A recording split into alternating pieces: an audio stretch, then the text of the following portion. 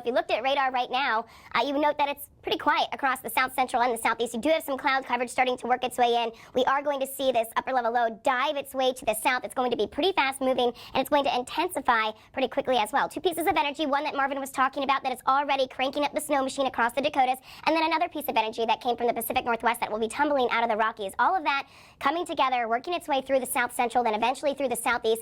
It will be bringing not only the energy but also the cold, cold air. So as that kind of spreads its way across parts of the south, we'll get in on a surge of moisture as well, and that means, well, we already have winter storm watches and warnings that are out for much of the Tennessee Valley, parts of Arkansas as well, stretching through Kentucky, all the way up through parts of Maryland, West Virginia, and even across parts of the Carolinas. You can see parts of western South Carolina through the Charlotte area, though that will be an area to watch for sure for some icing situation later on into the weekend. We also have high wind warnings. I mentioned it was a pretty strong system, so for today, you know, it's the calm before the storm, really, as they say.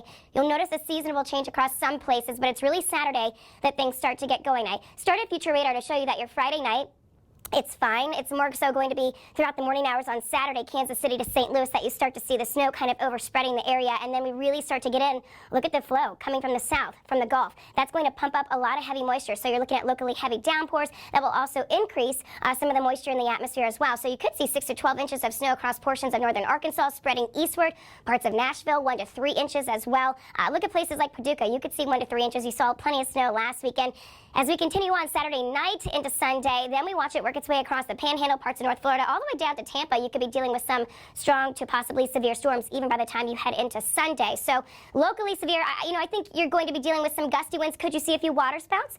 Possibly, and that's why we have a marginal risk out from places like Orange Beach through Apalachicola all the way down to places like Bradenton. But it's also the ice storm threat that has us really concerned, as Jonathan Porter was mentioning. So from Saturday night through Sunday night, this is what we'll be watching. Wintercast not only gives you snow, but it also tells you about what you can expect for ice. So expecting a quarter to half an inch of ice across places like Charlotte. Probability on that is going to be about 48%. And this system